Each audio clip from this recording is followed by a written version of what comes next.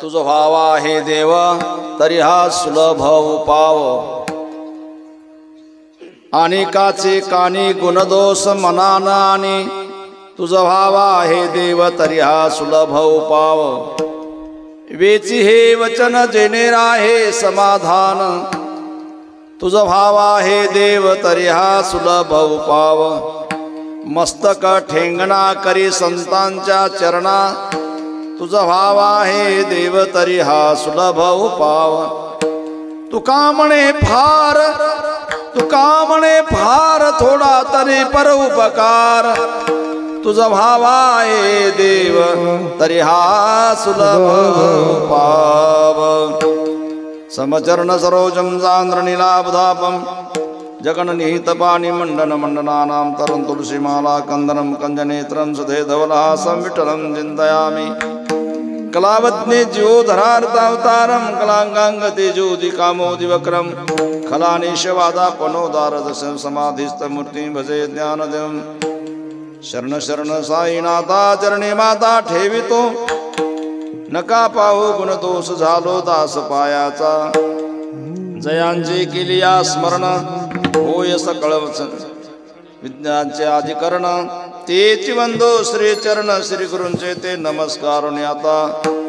श्री संताची माथा चरणावर श्री संताची माथा चरणावर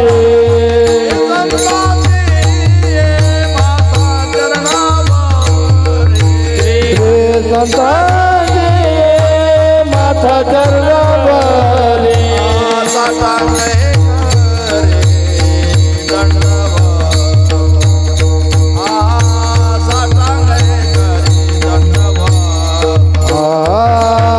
साष्टांग हे करी दंडवत साष्टांग हे करी दंडवत।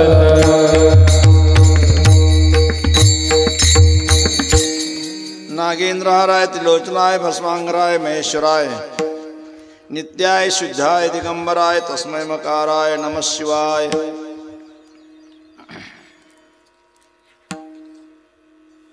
भावे गावे गीत शुद्ध करून या चित्त तुझ व्हावा हे देव तरी हा सुलभ उपाव। प्रस्तुत प्रसंगी सेवेकरिता घेतला अभंग जगद्गुरु जगद्वंदनीय संत श्रेष्ठ महान भगवत भक्त देहू निवासी संत तुकाराम महाराज यांच्या गाथ्यातील 6 कडव्याचा उत्कृष्ट अभंग आहे। हा अभंग या ठिकाणी घेण्याचं कारण सालाबाद प्रमाणे महान तपस्वी ब्रह्मलीन स्वामी लखनगिरीजी महाराज यांच्या 18व्या पुण्यतिथी निमित्त असणारा हा अखंड हरिनाम सप्ताह तथा ज्ञानेश्वरी पारायण महोत्सव सत्संग ज्ञान यज्ञ सोहळा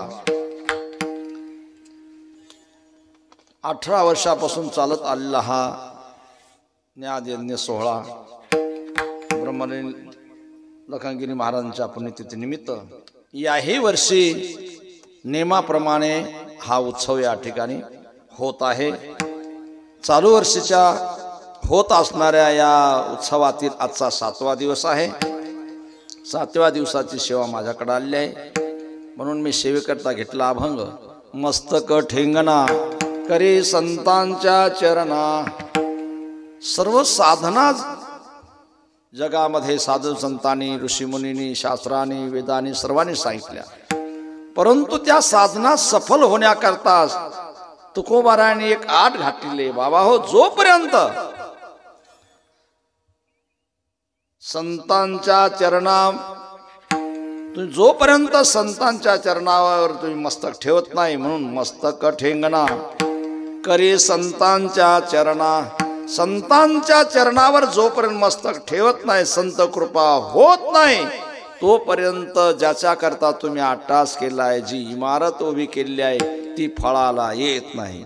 म्हणून संतांचं अत्यंत महत्व परमार्थामध्ये असल्यामुळं आणि त्याचंच शेवटी तुकाराम महाराज आपल्याला काय करतात, उपदेश करतात, निर्देश करतात, त्याचाच आग्रह करतात की शेवटी तुम्ही काय करा, बाकीचा परमार्थ करा, परंतु जोपर्यंत संतांच्या चरणावर मस्तक ठेवत नाही, संतांना शरण जात नाही, तोपर्यंत तुमचा परमार्थ सफल होणार नाही. आणि परमार्थ कसा करावा, परमार्थातल्या ज्या काही अडीअडचणी आहेत त्या सर्व या अभंगामध्ये सांगितल्या. लक्षात घ्या, ज्याप्रमाणे एखादा वैद्य एखादा रोग जाण्याकरता औषध देत असतो, डॉक्टर औषध देतो, पण त्याच्याबरोबर काही पथ्य पाळायला सांगतो, या न्यायानं आपल्या परमार्थात देखील लक्षात घ्या, जे परमार्थ पिपासू आहेत, परमार्थ वाटचाल करणारे आहेत, वारकरी आहेत, भक्त आहेत, यांना परमार्थ करण्याकरता जो मार्ग दाखवलेला आहे त्या मार्गात काय अडचणी आहेत याचं दिग्दर्शन करतात. दुसरी गोष्ट, परमार्थ करत असताना आपण काय पथ्य पाळलं पाहिजे लक्षात घ्या.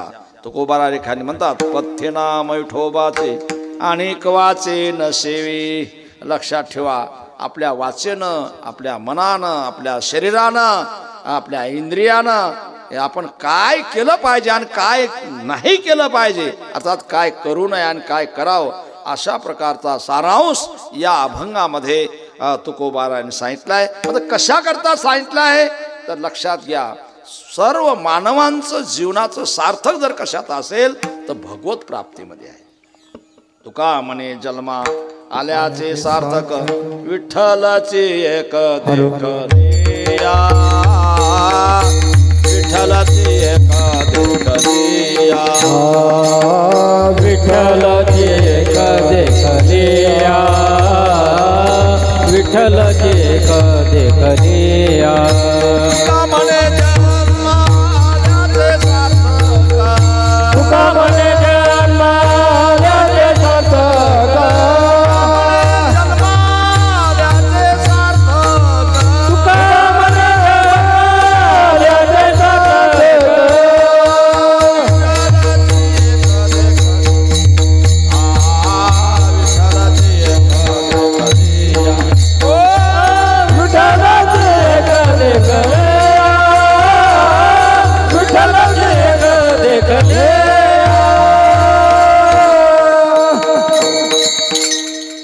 मानवाच्या जीवनाचं सार्थक होण्याकरता, जन्माचं सार्थक होण्याकरता भगवत प्राप्ती ही लक्षात घ्या, करणं, भगवत प्राप्ती करून घेणं, भगवत कृपा करून घेणं हे अत्यंत महत्त्वाचं लक्षात घ्या. त्याच्याशिवाय जीवनाचं सार्थक होत नाही. आपल्याला पुष्कळ वाटत असेल, 5चे 50 केले, 50चे 100 केले, 1000 केले, लाख केले, कोटी केले, येल मांडवाला गेला, बस झालं, आता यावत जीवम सुखम जीवेत, आपल्या जीवनाचं सार्थक झालं. परंतु नाही, लक्षात ठेवा, याच्यामध्ये सार्थक नाही आहे. याच्यामध्ये जगण्याचा एक प्रकारचा एक मार्ग आहे, जगण्याकरता पोषक असणारं लक्षात घ्या साधन आहे, परंतु सार्थक मात्र भगवत कृपेशिवाय नाही आहे, भगवंताच्या प्राप्तीशिवाय नाही. लक्षात घ्या, भगवत दर्शनाशिवाय जीवनाचं सार्थक नाही आहे. तुका म्हणे जन्मा आल्याचे सार्थक, विठ्ठलाचे एक देखिलिया, म्हणजे भगवत प्राप्तीशिवाय काय आहे, जीवनाचं सार्थक नाही. येन केन प्रकारे माणसाने काय जीवनात मध्ये भगवत प्राप्ती करून घ्यावी, हे मुख्य लक्षात घ्या, आपल्या जन्माचं काय आहे, प्रयोजन आहे. कारण भगवंताने जन्म त्याच्याकरता दिला. देवे दिला देह भजना गोमटा, तोया झाला फाटा बाधिकेचा, दिले इंद्रिय हात पाय कान, दिले इंद्रिय हात पाय कान, दिले इंद्रिय हात पाय कान, डोळे मुख बोलाया वचन, डोळे मुख बोलाया वचन, जोडसे नारायण, तेरे तू जोडसे नारायण, आसे जीवपान भवरोगा, हात पाय कान, येणे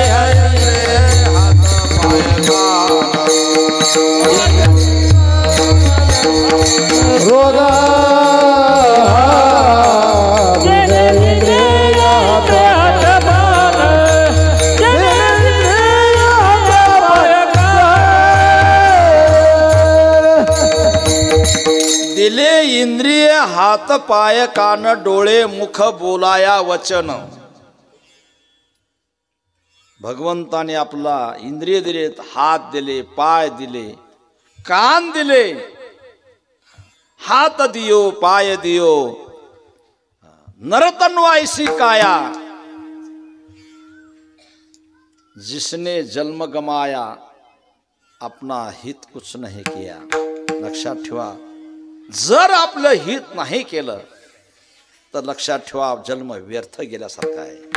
म्हणून लक्षात घ्या, ते म्हणतात हित ते करावे देवाचे, भगवंताचं चिंतन करावं, भगवंताची प्राप्ती करावी. कारण त्याच्याच करता दिले इंद्रिय हात पाय कान डोळे मुख बोलाया वचन. जेणे तो जोडसी नारायण नासे जीवपन भोरोग. दोन गोष्टी आहेत, लक्षात घ्या. माणसाला दुःख नको आहे आणि सुख पाहिजे. बरोबर आहे ना? का दुःख असलं तर चालेल? सुख असलं तरीही दुःख नको आहे, हा एक आबाद सिद्धांत लक्षात घ्या. सुख काय? आपण या संसारात सुख मानतो. गाडी घोडी माडी शेती बाडी असली म्हणजे झालं सुख आपल्याला. आपण सुविधाला सुख मानतो. मग त्याच्याबरोबर दुःख असलं तर लक्षात घ्या, दुःख नको आहे आपल्याला. मजलागी दुःख भावे ऐसे कोणी भावे ना जीवे. दुःख कोणालाच नको आहे. सुखम सर्वाय रचिते. सुखा लागी करीसी तळमळ. सुखा करता तळमळ आपली चाललेली आहे. म्हणून दोन गोष्टी नको आहे. एक दुःख नको आहे आणि सुख पाहिजे. लक्षात घ्या. म्हणून सुख जर तुम्हाला पाहिजे असेल तर जगामध्ये तुम्ही जेवढं काही कमवाल ते तुम्हाला सुख देऊ शकणार नाही. कारण त्याच्यात सुख नाही. लक्षात घ्या. संसारामध्ये लक्षात घ्या, बाहेरून सुख दिसतंय, परमार्थामध्ये बाहेरून कष्ट दिसतात, दुःख दिसतंय, परंतु दिसतंय तसं नसतंय. आणि म्हणून जग सुखा लागे करीसी तळमळ. सुखा लागे सुकरी तळमळ. करे तो पंढरीसे जाय एक वेळ. करे तो जाय तो पंढरीसे एक वेळ. अवघाते सुख रूप हो ते जन्मो जन्मेच दुःख विसरासे. जन्मो जन्मेच दुःख विसरासे. तर तू पंढरीसे जाय एक वेळ. तू नाचे सुख रूप होते. मग तू अवघाते सुख रूप हो.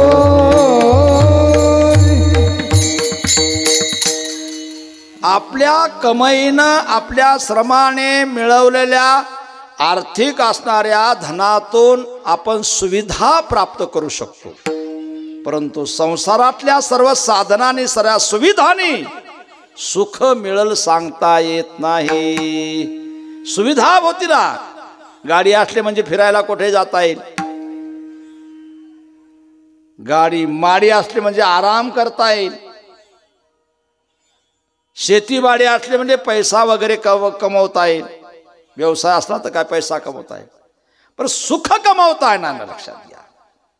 सुखा करता सुखाला गे करीसी तळमळ. सुख पाहिजे का? पंढरीशी जारे आल्यानो संसारा. दिनाचा सोयरा पांडुरंग. तुम्हाला पांडुरंगाला जावं लागेल, त्यालाच भेटावं लागेल, त्याच्याकडेच आपल्याला लक्षात घ्या प्रार्थना करावी लागेल. कारण सुखरूप ऐसा तुझा कोणी सांगा. माझ्या पांडुरंगा सारे का तो. जगात केवढे जरी श्रीमंत असले परंतु त्यांना जर विचारलं कस काय पाटील बरं आहे का, ते म्हणतो खरं काहीच नाही बरं आहे. परंतु आम्ही नेहमी एक दृष्टांत सांगत असतो. त्या सायकलवाल्याचा तुम्ही ऐकला असेल कधी. एक सायकलवाला होता, तुटकी सायकल होती, उन्हाळ्याचे दिवस चालला होता. खटल खटल खटल चालला आपला बिचारा. आता मोटरसायकल आल्या. आता नातालाही वेगळी, आजोबाला वेगळी आणि पोराला वेगळी.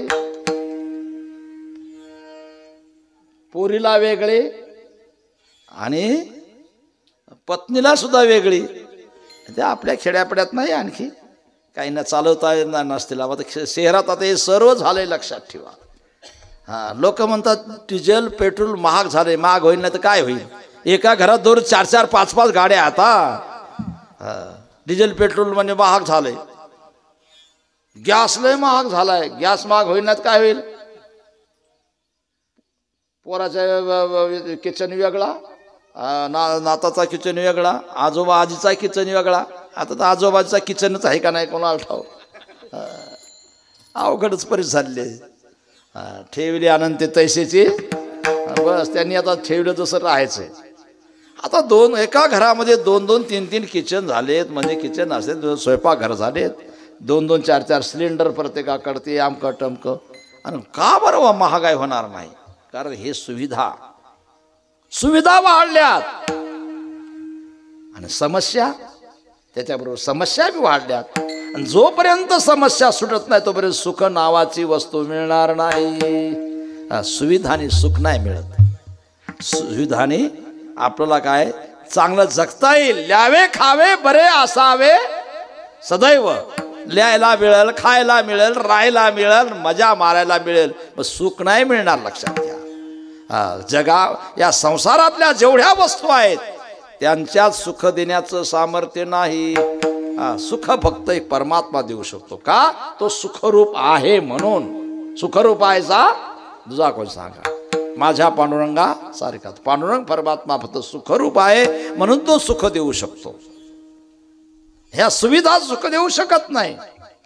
तुम्हाला सुविधा म्हणजे तुम्हाला मजा करता येईल किंवा चांगलं राहता येईल, खाता येईल, पिता येईल, परंतु सुख नाही. लक्षात घ्या. मी त्या सायकलवाल्याची दृष्टांत ते उन्हात असल्यामुळं ते वैतागलं, ऊन तहान लागलेली, आणि चालता चालता ते माडी पाहिली त्यांनी. सुंदर अशी पाहिली 2 मजली माडी. आणि पुढं सर्जा असं मस्तपैकी हॉल होता. त्या हॉलमध्ये 2 नवरा बायको बसलेले होते. पाटील आणि पाटलीनबाई बसलेले होते. आणि मस्तपैकी त्या ठिकाणी गुलगुल बोलणं किंवा एकमेकाला विडे देणं चालू होते. यांनी पाहिल्यानंतर सायकलच फेकून दिली. मेलेलं बरी म्हणे. आता ह्या काय जीवनात खरं नाही, खरं असं जीवन असावं म्हटले. मग त्याचं एक सज्जनाने पाहिलं. तिथं तो त्यांना भेटून आला होता, खाली उतरला होता. नेमका त्या बंगल्यातून खाली उतरला होता वरच्या मजल्यावरून. त्याने म्हटलं, अरे बाबा सायकल का फेकून दिली? काय धिकार असं म्हटले आपल्या जीवनाचं. आणि झालं काय? आणि काय म्हटले या जीवनामध्ये सायकल सुद्धा मला घेता आली नाही म्हणे. तुटकी सायकल घेऊन चाललो म्हणे. काय कराय खटल काय त्याचा अर्थ आहे? मग काय कशाचा अर्थ आहे म्हणे? हो म्हणे हे पहा म्हणले बंगला. वरच्या त्या हॉलमध्ये कसे बसलेत म्हणले पोपटून मैना. किती आनंद आहे म्हणे त्यांचा. म्हणजे त्यांना आनंद आहे. मग काय म्हटलं? खरा आनंद हा आहे म्हटले. खरं जीवन हे आहे, खरं सुख हे आहे. त्यांना हाताला धरलं आणि तिथं नेलं. आता पाय म्हणजे सुख. त्याच्याने कसं काय पाटील कसं काय चाललंय? बरं आहे का? ते म्हणजे बरं आहे, परंतु काहीच खरं नाही म्हणे. कारण कालच तपासून आलो म्हणे. कॅन्सर झालाय म्हणे, 4थ्या स्टेपला गेलाय म्हणे. त्यांनी सांगितले काही भरोसा नाही आता. म्हणजे बरं पाटलीबाईचं कसं काय? नाही म्हणजे तिच्या बी 2 किडन्या गेल्या. डॉक्टरने सांगितलं तिचं काय खरं नाही. हे तुटक्या सायकलवालं कधी निघून गेलं तपास नाही. ते आजपर्यंत आलंच नाही. मला सांगायचं तात्पर्य, संसारात किती कमवा, किती सुविधा करा, तुम्हाला फक्त लेण्या खाण्यापुरतं राहण्यापुरतीच मजा आहे. सुख मिळणार नाही. सुख एक हेची ठाई बहुपायी संतांच्या देवांच्या चरणाजवळ लक्षात सुख आहे.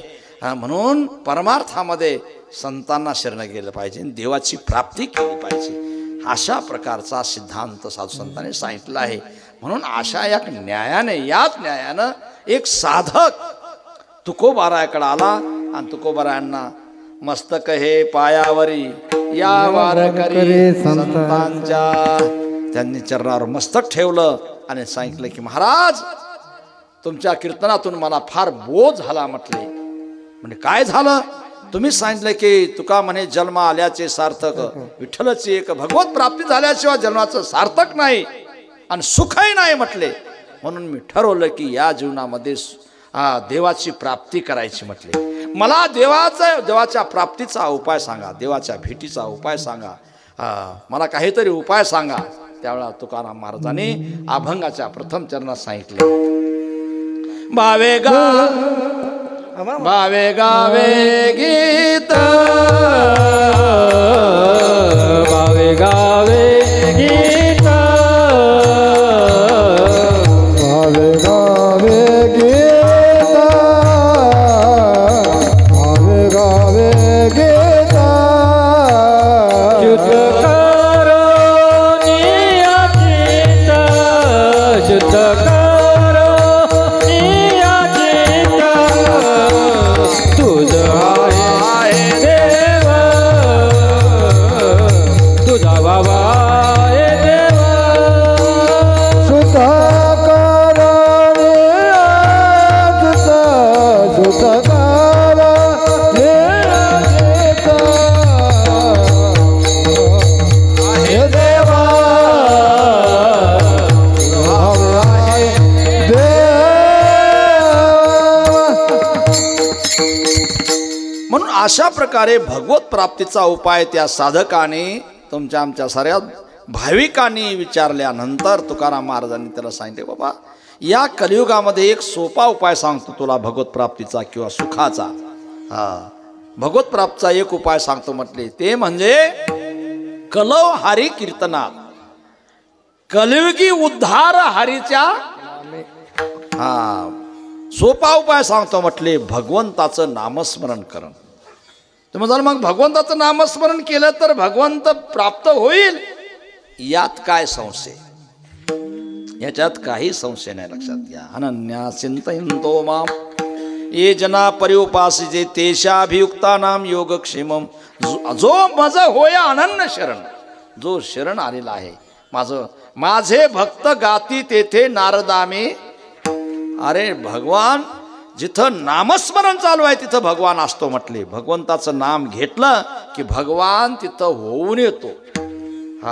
त्याला भेटायची जायची काही गरज नाही, कारण जिथं भगवंताचं नामस्मरण आहे त्या ठिकाणी भगवान होऊन येत असतो. तेथे असे देव उभा जैसे समचरणाचे किंवा नामस्मरणाची शोभा. ज्या ठिकाणी नामस्मरण आहे त्या ठिकाणी भगवान उभा असतो. मागे पुढे उभा राहे सांभाळित आणि आघात. भगवान तिकडं मागे असतो पुढे असतो म्हटले. जिथं नामस्मरण चालू आहे ना तिथं भगवान असतो, अवश्य असतो. भगवान येतो. नहाम वसामी वैकुंठे. एखाद्या वेळेला वैकुंठात भगवान तुम्हाला सापडणार नाही. कोठे नका पाहो कथा करा हरी कथा, तेथे आवचित्ता सापडेल.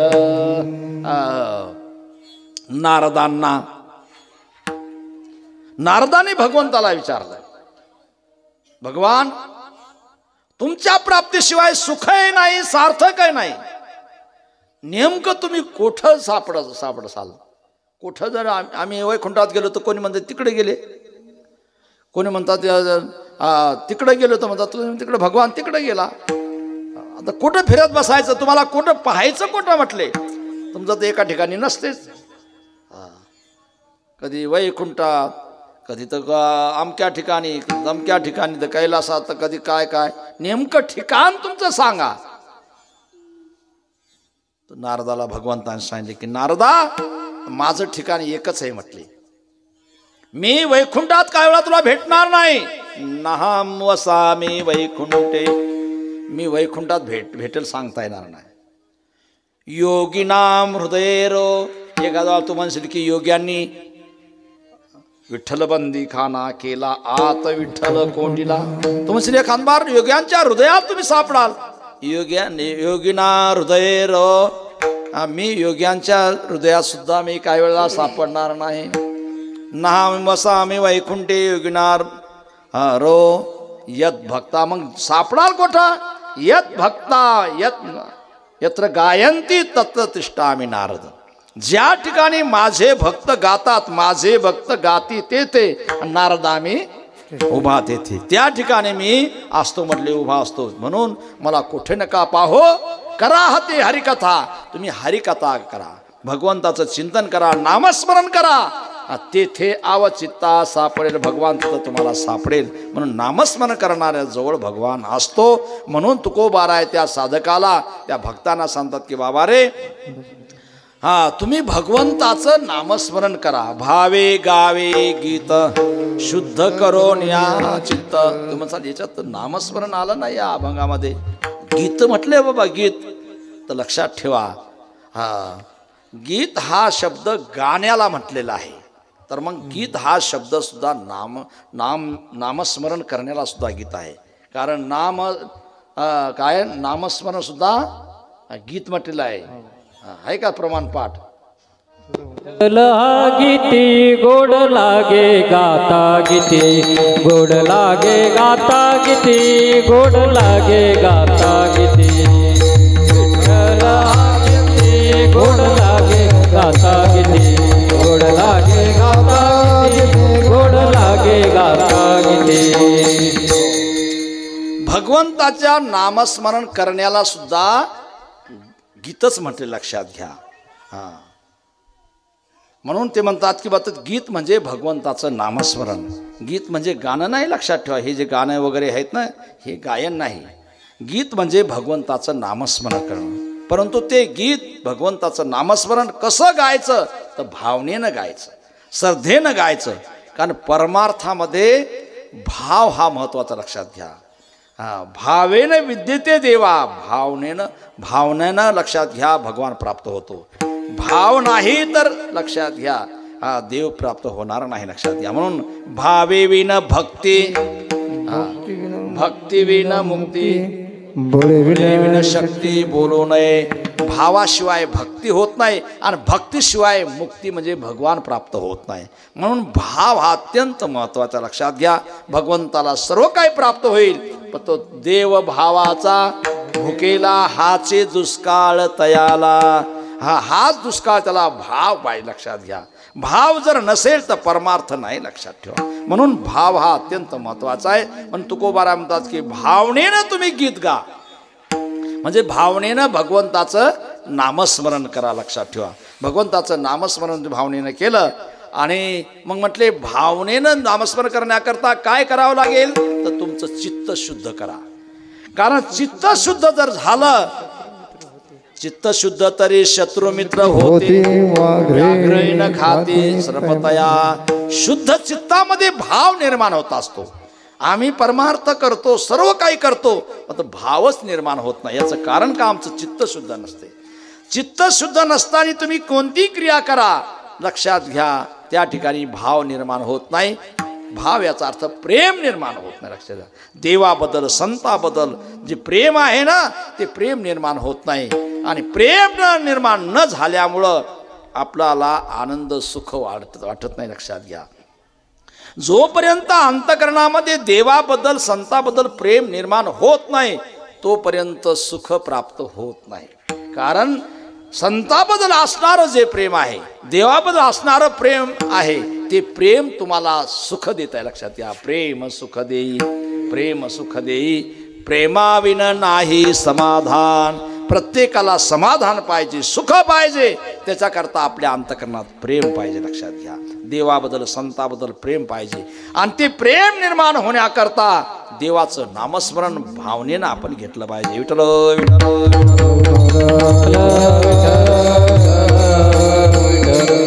मन सुचित्त करी न धरी विषयाची सोय. ते म्हणणारे मन शुद्ध करा, कारण शुद्ध मनामध्येच, लक्षात घ्या, भाव तयार होतो. म्हणून तुका म्हणे चित्त करारे निर्मळ, येऊने गोपाळ राहे तेथे. भगवान त्या ठिकाणी येतो, लक्षात घ्या. जनाबाई म्हणतात आम्ही हृदय बंदीखाना केला, विठ्ठल आता विठ्ठल कोंडीला. हृदयात त्यांनी बंदिवास केला त्याला, आणि तो कसा राहिला, लक्षात घ्या. धरीला पंढरीचा चोर, धरीला पंढरीचा चोर, धरीला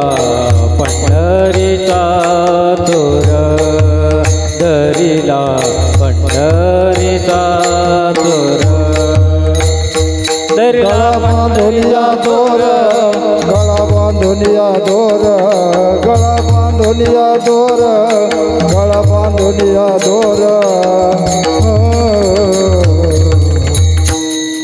धरिला पंढरीचा दोर धरिला पंढरीचा दोर पंढरीचा दोर धरला पंढरीचा दोर हृदय बंदीखाना केला आत विठ्ठल कोंडला. हृदय म्हणजे आपलं लक्षात घ्या पवित्र हृदय. हा हृदय मंदिरे स्मराकारे. हे हृदय पवित्र झाल्याशिवाय भगवान येत नाही. लक्षात घ्या. तुका म्हणे चित्त करारे निर्मळ येऊनी गोपाळ. या हृदयात जर आपल्याला परमात्मा यावासा वाटता असेल तर हे निर्मळ केलं पाहिजे. निर्मळ चित्ते झाले नवनीते पाशाना पाझर फुटती रे.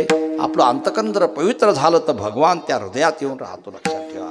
हृदय मंदिरी स्मराकारे. म्हणून आपण हृदयामध्ये भगवंताचं स्मरण केलं पाहिजे आणि त्या नामस्मरणानं अंतकरण पवित्र होते. आणि असं जर आपण अंतकरण पवित्र झालं आपलं आणि या पवित्र अंतकरणाने भावनेनं श्रद्धेनं देवाचं नाम जर घेतलं तर तुकोबाराय म्हणतात देवाला तुम्हाला पाहायला जायची गरज नाही. देव होऊन येईल. आणि हा सर्वात सोपा उपाय लक्षात घ्या देवाच्या प्राप्तीचा आहे. हे तुकाराम महाराज अभंगाच्या द्वितीय चरणात सांगतात. तुझ भाव आहे देवा तुझ भाव आहे देवा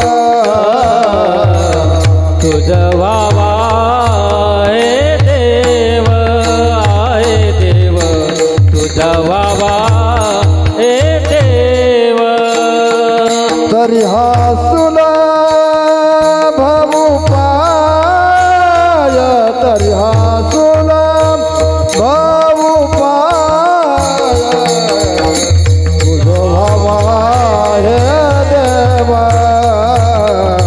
तुझ भाव आहे देवा सुलभ पाव अरे हा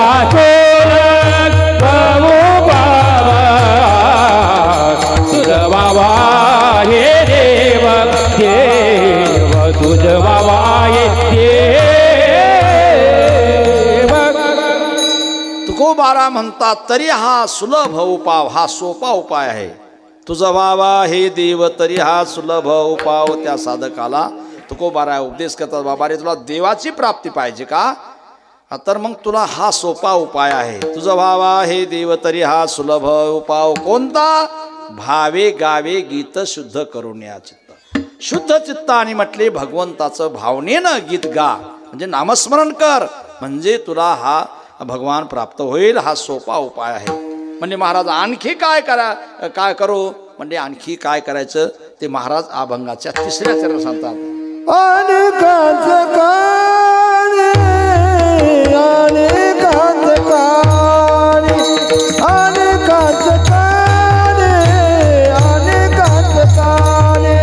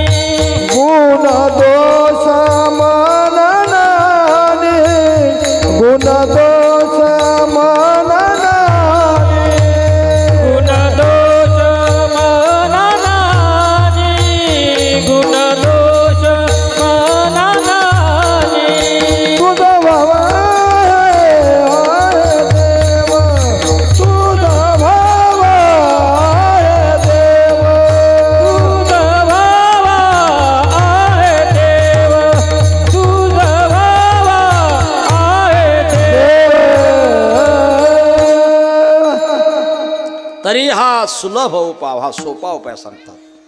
हा देव प्राप्तीचा सोपा सांगतात.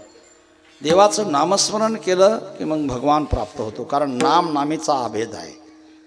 जिथं नामस्मरण आहे तिथं भगवान येतोच, त्याचं दर्शन होतंच, हे अबाधित सिद्धांत आहे. तरी परंतु अंतःकरण शुद्ध होण्याकरता काय केलं पाहिजे, कारण अंतःकरण शुद्ध झाल्याशिवाय भाव निर्माण होत नाही, आणि भावाने नामस्मरण केल्याशिवाय देव प्राप्त होत नाही. लक्षात घ्या. तुकोबाराने एकदा सांगितलं आहे, भाव बुडाला काय करू. ते म्हणतात आता भावच लोकांकडे राहिला नाही, काय करावं. देव घ्या कोणी, देव घ्या कोणी, देव न लगे, देव न लगे साठवणीचे. देव घ्या फुका, देव घ्या फुका, न लगे रुका मोल काही. अशा प्रकारचं सर्व सांगितलं. परंतु लोक म्हणते देव न लगे, देव न लगे साठवणीचे ले जागे. त्यावेळा दुबळा तुका भावहीन, देव घेतला ऋण. ते म्हणजे आता काय करणार म्हटले, आता माझ्या ठिकाणी भाव नाही म्हटले एवढा, तेव्हा मीच आता देव घेतो म्हटले. बाकीच्या लोकांकडे आता काय भाव राहिला नाही, किंवा इच्छा राहिली नाही, प्रेम राहिलं नाही, आवड राहिली नाही. कारण का लक्षात घ्या, भावाशिवाय देव राहू शकत नाही. भावा म्हणून भावेविना भक्ती, भक्तीविना मुक्ती, असा देव हा भावनेचा भुकेला आहे. म्हणून लक्षात घ्या, प्रत्येकाच्या अंतःकरणामध्ये भाव निर्माण झाला पाहिजे. तो भाव निर्माण होण्याकरता काय केलं पाहिजे लक्षात घ्या. आपल्याला रोग झाल्यानंतर रोग बरा झाला पाहिजे असं सर्वाला वाटते. रोग बरा होण्याकरता काय करायला पाहिजे, गोळ्या औषधं घ्यायला पाहिजे. म्हणून डॉक्टर त्याला गोळ्या औषधं देत असतात, परंतु त्याला पथ्ये बी सांगत असतात. तुला रोग जर बरा वाटत असेल तर तू अमुक अमुक खाऊ नको. शुगर झालेली आहे ना, साखर झालेली आहे ना, डायबिटीस झालेली आहे ना, मग आता तू साखर खाऊ नको. हा जर गुलाबजांबू, रसगुल्ले, जिलाबी जर झोडायला लागला तर शुगर कमी होईल का. डॉक्टर सांगतो नाही खायचे, अमुक खायचं नाही, अमुक प्यायचं नाही, अमुक सर करायचं नाही, हे सर्व सांगतो. तर म्हटले तू जगशील. आणि काही काही मेले, सोडलीच नाही त्यांनी, काय करणार आता. या डॉक्टरकडे जाय, या वैद्याकडे जाय, याच्याकडे जाय, तिकडे जाय, तिकडून घेऊन येतात. आणि इकडे येऊन करायचं तेच करतात, आणि एक दिवस मरतात. लक्षात ठेवा. म्हणून पथ्य ना, पथ्य हे फार महत्वाचे. तुका म्हणे गुण पथ्याचे अंगी. लक्षात घ्या, औषध तुमचा रोग वाढू देत नाही, पथ्य मात्र लक्षात घ्या रोग कमी करतो. रोग कमी करण्याकरता पथ्य पाळलं पाहिजे. म्हणून तसं परमार्थामध्ये अंतःकरण शुद्ध होण्याकरता पथ्य नाम विठोबाचे, अनेक वाचे न सेवी. तुमच्या वाचेनं बोलावा विठ्ठल, पहावा विठ्ठल, करावा विठ्ठल, जे बोलण्याची नाही एका देवाविन काय. तुम्हाला जर वाणी शुद्ध व्हावत असेल, अंतःकरण शुद्ध व्हावत असेल तर पथ्य पाळा. तुम्ही भगवंताचं नामस्मरण करा. आणखी काय पथ्य पाळायचं, या अनेक वाचे न सेवी. तुमच्या वाणीनं अनेक सेवन करायचं नाही. ते म्हणसाल काय सेवन करायचं नाही, तुमच्या डोळ्यापुढं तेच खाणं पिणं वगैरे हे नाही, हे तर आहेच. लक्षात हे करायलाच नाही पाहिजे, शरीरावर त्याचा परिणाम होतो. परंतु परमार्थामध्ये सर्व जर बाधा कशाची आहे लक्षात घ्या, दोषाची. हे आपल्या अंतःकरणाला अपवित्र बनवणारे जे दोष आहेत ना, काम, क्रोध, मद, मत्सर, धम्म, अहंकार, अशा प्रकारचे दोष घडले आहेत. मल, विक्षेप, आवरण, अशा प्रकारचे हे दोष आपल्या चित्तात बसलेले आहेत. ते चित्तातले दोष घालवण्याकरता काय केलं पाहिजे, तर नामस्मरण केलं पाहिजे. आणि दुसरी गोष्ट, आपल्या चित्तातले दोष येता कामा नाही. लक्षात घ्या, मी सांगितलं तुम्हाला, गोळ्या औषधं हे रोग वाढू देत नाहीत, पथ्य रोग कमी करतो. लक्षात घ्या. तसं आहे, आपण नामस्मरण केल्यानंतर दोष वाढत नाहीत. परंतु लक्षात घ्या, जर पथ्य पाळलं नाही, पथ्य पाळलं तर आपल्यातले असणारे दोष नष्ट होतात. मग पथ्य काय आहे, एक तर भगवंताचं नामस्मरण आहे. नामस्मरण करते वेळी देवाचं नामस्मरण मुखाने घ्यायचं. दुसरं काही अनेक वाचे न सेवी. दुसरं काय वाचन काय करतो आपण, दुसऱ्याची निंदा करतो, दुसऱ्याचे गुणदोष पाहतो. लक्षात घ्या, हे सुद्धा वाईट आहे. याच्यामुळं आपल्याला येती निंदकापाशी आसेस पापे. ते आपण जर दुसऱ्याची निंदा केली तर त्याचे पाप आपल्याकडे येतात. निशेष म्हणजे विशेष पापे. त्याने जे विशेष केलेले पाप आहेत ना त्याला माप म्हणतात. ते पाप आपल्याकडे येतात. म्हणून अनेकाचे कानी गुणदोष मनाने, त्यांचं मनात सुद्धा आणू नका. वाणी तर उच्चारू नकाच, परंतु मनात सुद्धा आणू नका. लक्षात घ्या, हे पथ्य आहे. पहिलं पथ्य पाळा की आपलं काय गेले नळे फुकली सोनारे इकडून तिकडे गेले वारे. जरी दोष कानावर आले तर एकाच्या कानावर सोडून द्यावे. आपल्या वाचेतून आणायचं नसतं. लक्षात घ्या, फक्त वाचेतून भगवंताचं नामच घ्यायचं. म्हणून अनेक वाचे न सेवे गुणदोष मनाना आणि अनेकाचे कानी गुणदोष मनान. दुसऱ्याचे दोष आपल्या कानाने ऐकायचे नाही, आपल्या मनात सुद्धा आणायचे नाही दुसऱ्याचे गुणदोष. कारण गुणदोष हेच लक्षात घ्या आपल्या अंतःकरण अपवित्र बनवतात. म्हणून अनेकाचे कानी गुणदोष मनाने. मग ते पुढं म्हणतात की मग बोलायचंच नाही का? ते म्हणतात बोलायचं. ते चौथ्या चरणात सांगतात. मस्तक ठेंग शेवटचं वेची हे वचन, वेची हे वचन. आता पुढचं म्हणा थांबा. वेची हे वचन जेणे राहे समाधान. तुम्हाला बोलल्याशिवाय राहत नसल तर तुम्ही काय करा, दुसऱ्याची निंदा करू नका. आणि बोलायचं ठरलं तर असं बोला की दुसऱ्याला समाधान वाटलं पाहिजे. दुसऱ्याला समाधान असं वाटलं पाहिजे. दुसऱ्याला सत्यम ब्रूयात प्रियम ब्रूयात. काय करा, प्रेमाने बोला. माणसाचं बोलणं असं खट्याळ असतंय. काय मांडवा, आता लगन सराई आहे ना, मांडवाच्या दारी आणिला माथारा म्हणे नवऱ्यांना रांड जाळा नवऱ्याचे तोंड. आता लगन सराई आहे. ज्येष्ठांना मान असतो. वरमाया असतील, वरबाप असतील, ज्येष्ठ असतील किंवा म्हातारे जरी असतील आपल्या परिवारात तर त्यांना मान दिलं जातं. तुकाराम महाराज म्हणतात की असाच एक म्हातारा सर्वात वयस्कर असणारा त्या ठिकाणी लग्नाला आणून खुर्ची टाकून त्या स्टेजवर बसवलं होतं ज्या ठिकाणी लग्न लागणार आहे. वयस्कर त्यांच्याच घराण्यातला आजोबा पंजोबा असेल तो होता, त्या ठिकाणी आणून बसवला होता. तर बाकीचे वराडी फिरायला आले, परंतु नवरदेव आणि त्याचे मित्र असतात. लक्षात घ्या, एकदा रंगले का ते काही कोणाचं ऐकत. आता तर डीजे निघाला. पूर्वी ते हे बँड वाजा असतात तरी ते ऐकत नव्हते. आता डीजेमध्ये त्यामुळं काही यांना काही कळत नाही. किती सांगा काय, त्यांना माहिती एवढा चान्स आहे. नवरदेवाला वाटलं एवढाच आपण ह्याची देई ह्याची डोळा भोगू मुक्तीचा सोहळा. त्याला वाटतं हा सोहळा परत परत काही नाही. तो बी काही नाही. आता तर नवरदेवही नाचायला लागले जाता. आता भगवान जाणे होता काय पुढं काय होईल ते आणखी उगं तुका म्हणे उगे राहीन जे होईल ते पाय. अशा प्रकारचं लक्षात ठेवा. त्या ठिकाणी नवरदेव नाचत बसल्यामुळं वेळ झाला. मुहूर्त आता तर राहिलाच नाही. मुहूर्ताचा त्याचा काही संबंधच येत नाही कुठं. मुहूर्त टळाय चाललाय म्हणून शहाण्या माणसाला सांगावं म्हणून सांगितलं, ओ आजोबा, अहो म्हणे तुम्ही त्या मुलाचे आजोबा आहात, काय ते सांगा म्हटले. ते काय नवरदेव इकडे येत नाही, मुहूर्त टळून चाललाय, सांगा म्हटले. स्पीकर त्याच्या तोंडाजवळ दिला. आता ते म्हातारच ते काय सुशिक्षित होतं का शुद्ध बोलायला का काय, लगेच मोठ्यानं ओरडलं. हे म्हटले तुम्हाला कळत नाही का मुहूर्त चालला म्हटले. त्या नवरी आणणारा आणि त्या नवरी रांडेला बी घेऊन या म्हणले नवरीला. आणि त्या नवरदेवाचं एकदा इथं आणून तोंड जाळा म्हटले. मुहूर्त चाललाय काय, नवरी आणा रांड आणि जाळा नवऱ्याचे तोंड म्हटले. इथं आणा म्हणे आणायचं.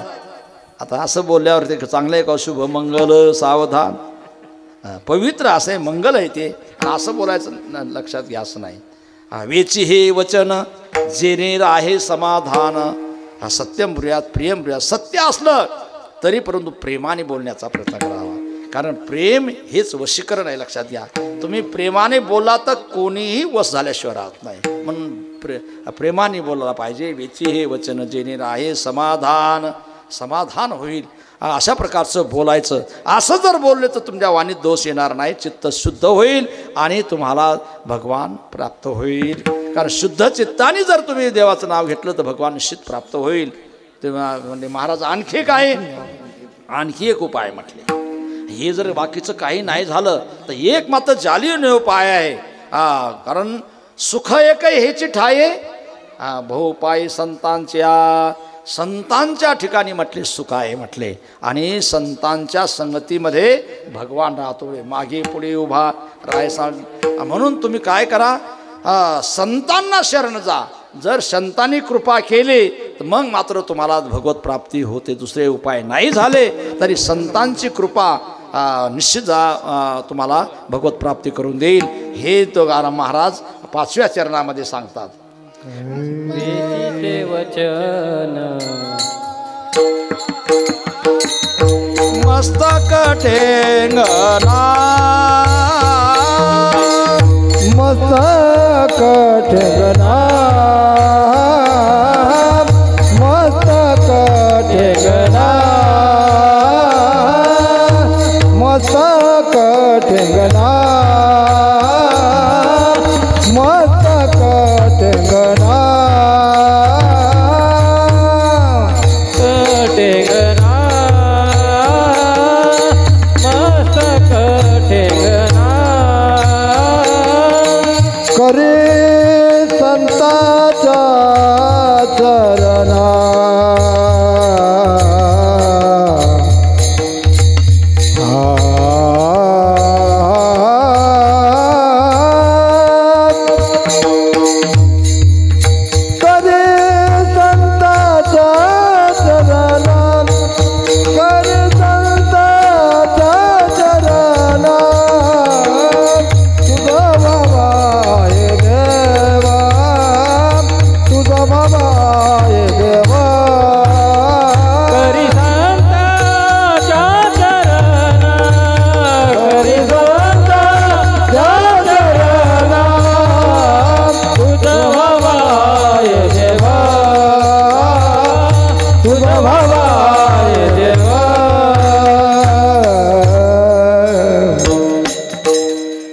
चरणामध्ये तुकाराम महाराज उपाय सांगतात की हे बाकीचं नाही घडलं तुम्हाला तर मस्तक ठेंगना करी संतांच्या चरणा. तुम्ही मस्तका संतांच्या चरणावर मस्तक ठेवा. निश्चित भगवान तुमच्यावर कृपा केल्याशिवाय राहणार नाही. कारण संत देवाला एवढे प्रिय आहेत, एवढे प्रिय आहेत. मजही प्राणा प्रवते आवडते निरुते भक्तचरित्राते प्रशंसित. ते म्हणतात संत मला प्राणापेक्षाही जास्त आवडतात. नाही, संतांची सेवा करणारे, संतांच्या चरणावर मस्तक ठेवणारे, संतांवर भाव ठेवणारे, संतांची सेवा करणारे मला प्राणापेक्षाही आवडतात असं भगवान सांगतात. लक्षात घ्या. म्हणून संतसंग असं म्हटलं, संतसंगतीने सर्व भावे हारे न सांगता करी सर्व काम. तुम्ही संतांची सेवा केली की भगवान तुमच्या मागं पुढे राहतो, तुमचे सर्व काम करतो. न सांगता करी सर्व काम. म्हणून अशा प्रकारे मस्तक ठेंगणा करी संतांच्या चरणा. भरपूर कथा आहेत, वेळेअभावी सांगत नाही. म्हणून संतांच्या चरणावर आपण मस्तक ठेवलं पाहिजे. लक्षात ठेवा, संत हे भूतळीचे देव म्हटलेले आहेत. म्हणून शरीर असलं तर हे चांगले शरीरधारी संत मिळाले तर भाग्य तुमचं आहे. एखाद्याचा शरीरधारी संत मिळाले ओरिजिनल, नाही तर मग काय झाले कलित बहुत. भरपूर संत झालेत. लक्षात घ्या, जगामध्ये भरपूर संत. हे संत नाही, ज्यांच्या ठिकाणी संतत्व आहे, सत्यत्व आहे, अशा ठिकाणी सत्यत्व ज्यांनी सहाचा केला नास तो झाला संन्यास. लक्षात घ्या, 6 म्हणजे असणारे काम, क्रोध, मद, मत्सर, दंभांकर. दिले इंद्रिय हातपाय असं तुकोबाराय म्हणतात.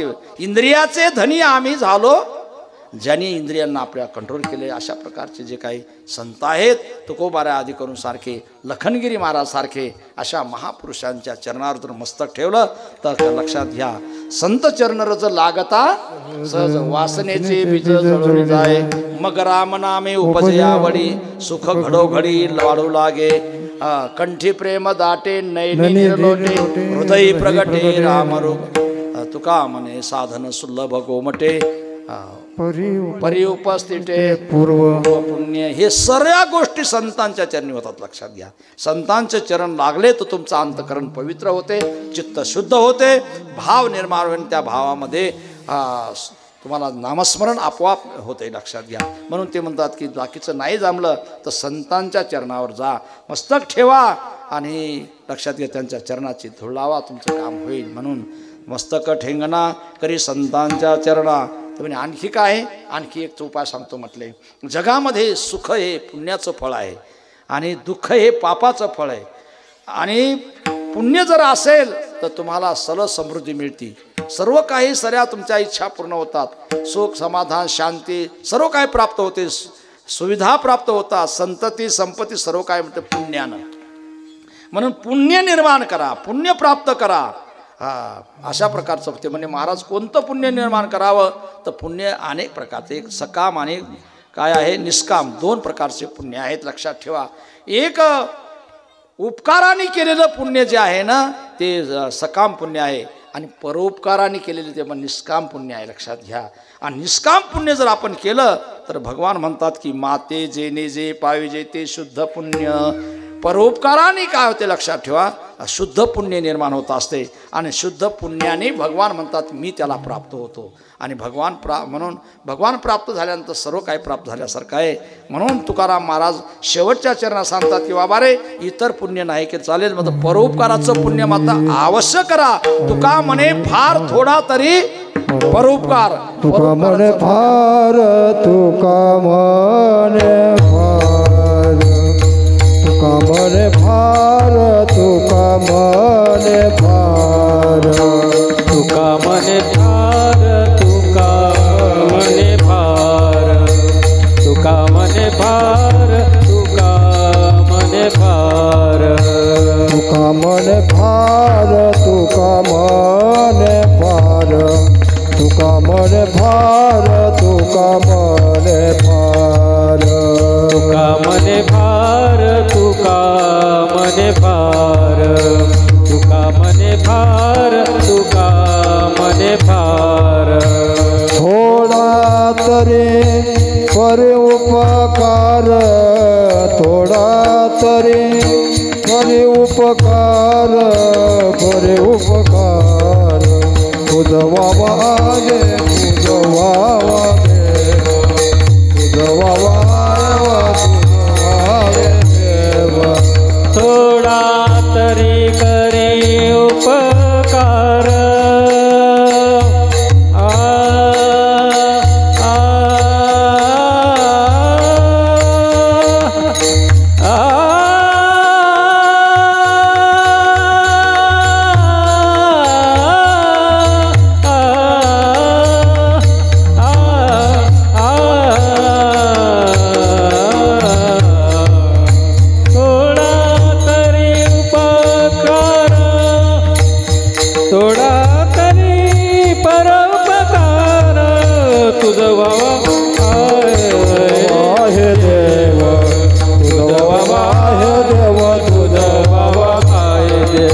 तरी हा सुलभ उपाय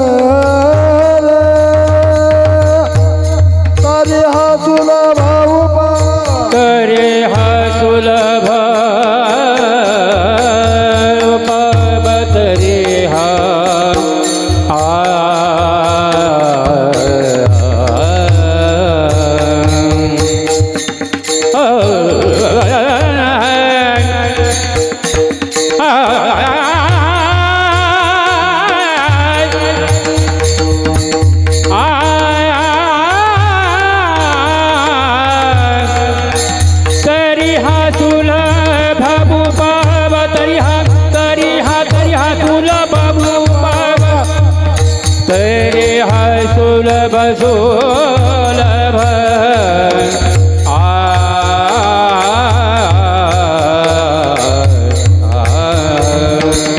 तरी सुलभ भाव तरी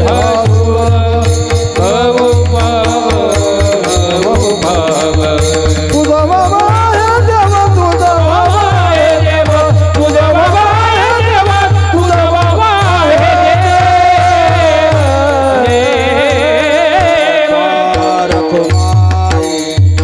वार घुमाई वार घुमाई पार खोमा वार घुमाई पार खोमा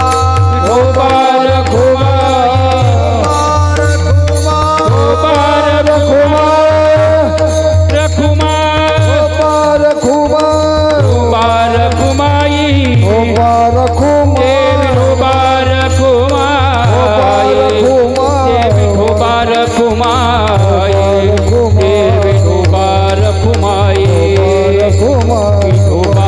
घुमाई ज्ञानेश्वर ज्ञानराज मावली तुकाराम ज्ञानेश्वर माऊली ज्ञान